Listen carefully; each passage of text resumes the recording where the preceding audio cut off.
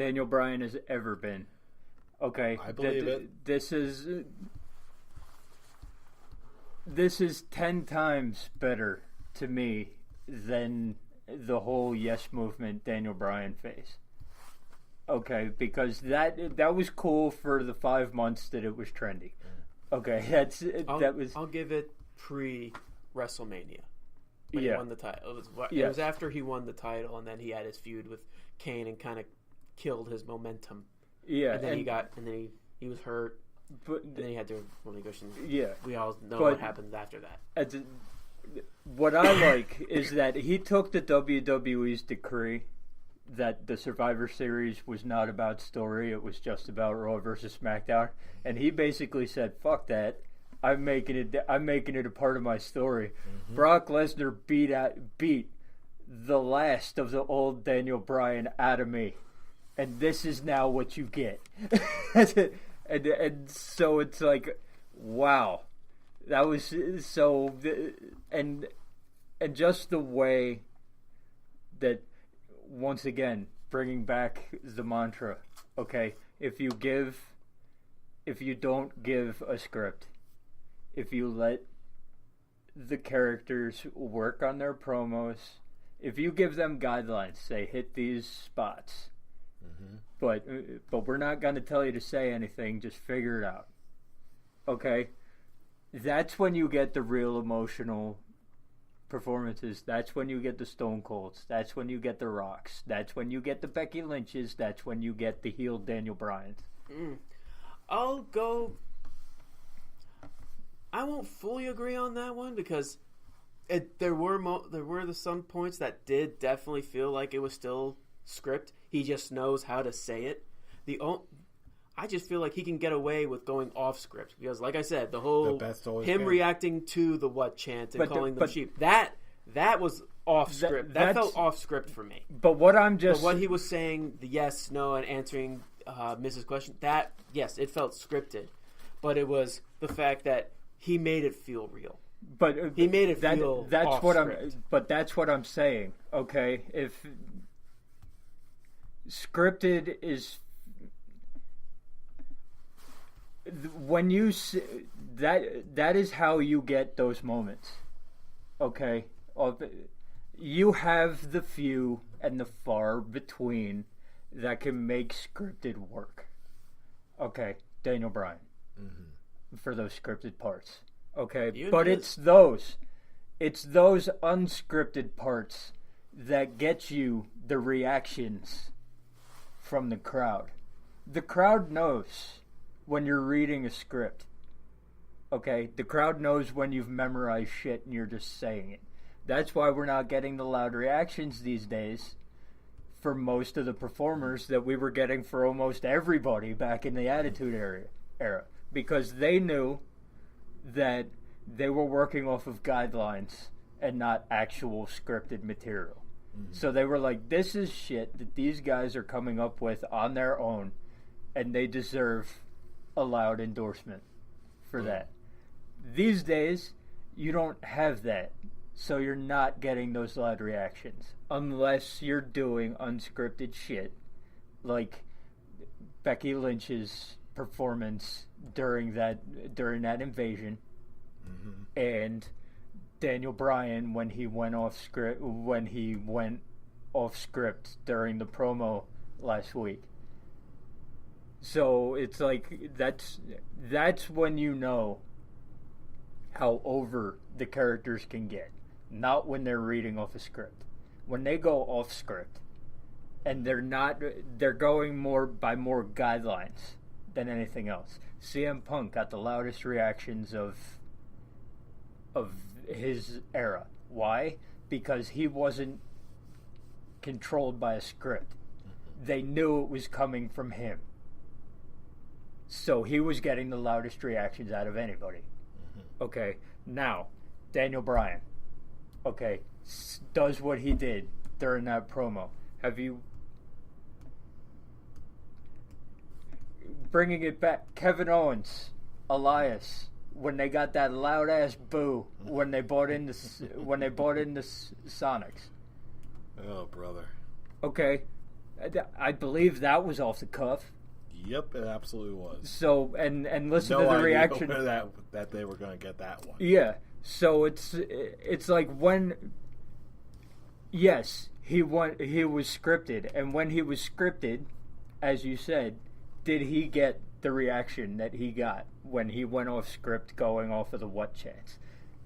In the beginning, he wasn't getting the reactions, but when he basically shut them up, and when he got back on script and calling them all, they're the ones ruining the environment and all that. Yeah, he did get that reaction. It was when he basically shut down the what chance. That's when he got the crowd basically eating out of the palm of his hand. Exactly. Proving my point. You need to let these people be their own people. That's how you get the reactions that you need to get your point across. Yes, and thankfully it seems like the promos we got, not only from Daniel Bryan, but also your Dean Ambrose sees. The more we see of this, the bigger reactions that the crowd will have, and eventually that will I believe it's trickling down to those in the WWE corporate. People are starting to take notice.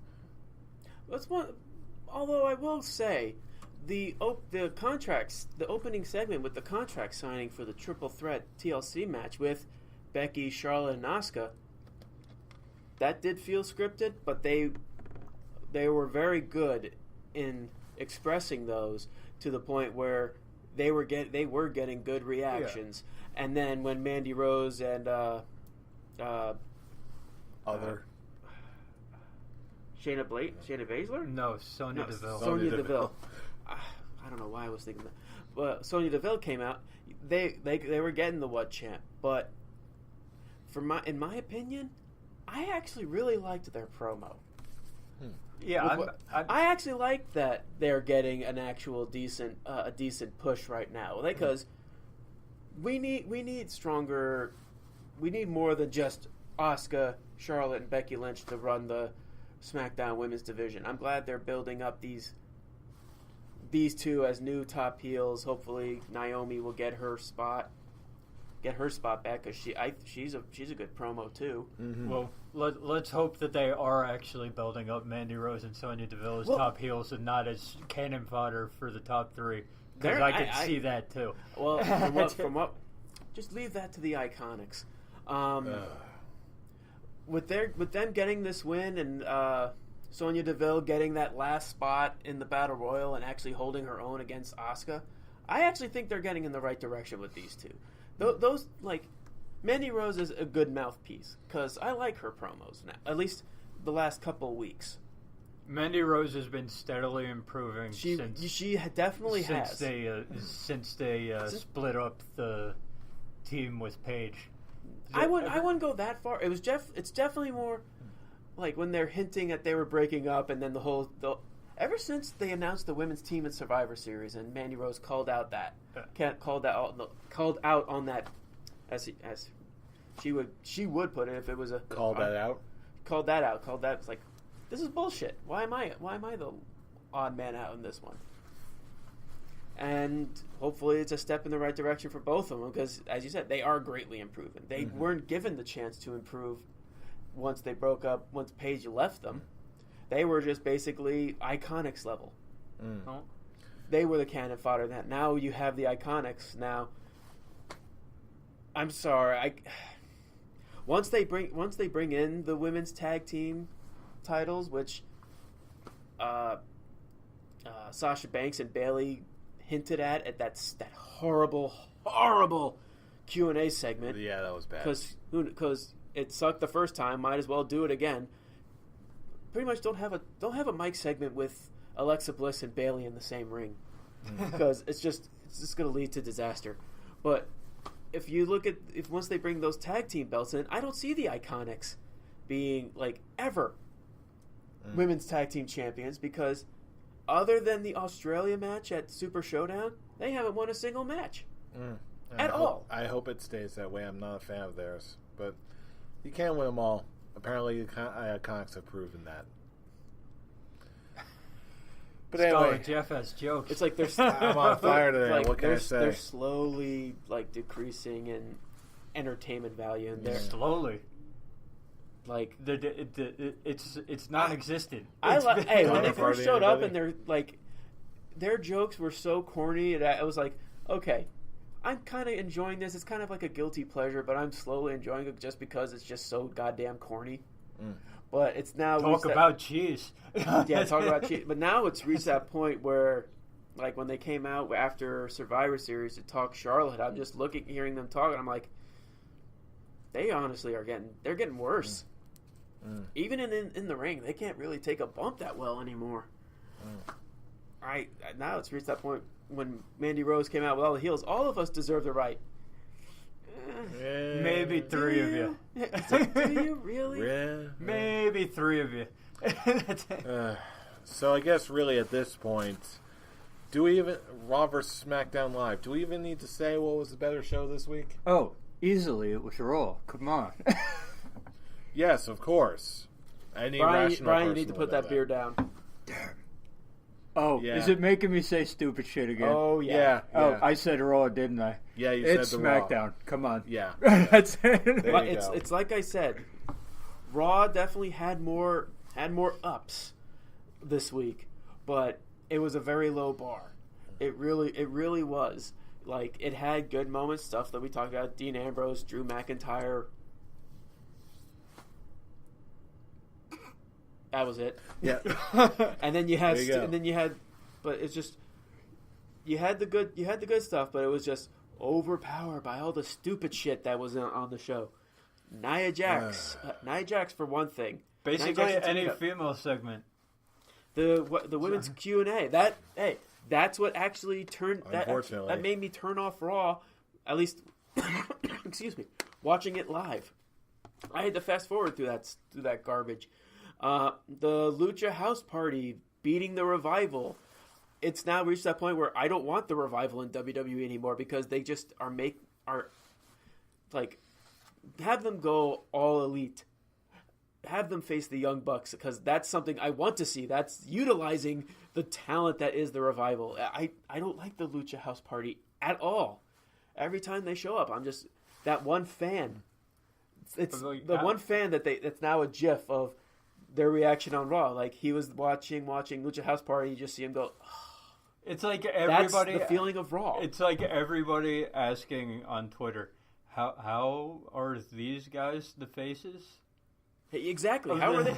When you really look at it in the long run, the Revival of the face. They're like, we want to get traditional wrestling, but instead we get garbage. It's like Lucha House Party, and then the comment you have Renee and Michael Cole going, "Oh yeah, they're just having fun. It's a good time." Copy and paste with the AOP, with the heels doing it. Oh, Baron Corbin is just corrupt with power. This is not right. It's dumb The shit like system that. is not and working. I will give the AOP, Chad Gable, Bobby Roode segment credit. They didn't have a pee joke in it. There was no reference to peeing. It was just now they're actually having a feud. If they don't bring up the peeing anymore, because like I said, when Chad Gable and Bobby Roode first came together, I want them to succeed. I like them. I'm gonna need 2 weeks of no pee jokes before I Exactly. get involved You got in one. this. You got So one what you're before saying this. is you're in doubt. Boo! Boo! Boo! I like me. Yeah. Bad But- dad yeah. jokes. Boo! Oh, I'm the dad, and that was a terrible joke. But yeah, Like we said, we're all looking up to you. you're damn right, you're looking up to me. Uh, And then you look at SmackDown, and there's just so much good. I don't think there was a bad segment on SmackDown. there really wasn't. Everything was being built perfectly for TLC. You had the women. You had the women's, the triple threat women's. You had Jeff Hardy, Randy Orton. Rey Mysterio got taken out because last week he was wearing a neck brace, and Randy Orton continued with attacking the neck. So obviously he's gone, at least for that week. And you're continuing Samoa Joe and Jeff Hardy, with Samoa Joe coming up and just at a bar. It's like, oh, you should know a bit what it's like being at a bar, Jeff. Continuing on that smugness of Samoa Joe. The triple threat match between Xavier Woods, Jey Uso, and Cesaro was an awesome match. Yep. Too bad Cesaro is once again being the fall guy here. Don't worry, that just means they win at the end. I sure as hell hope so. and then the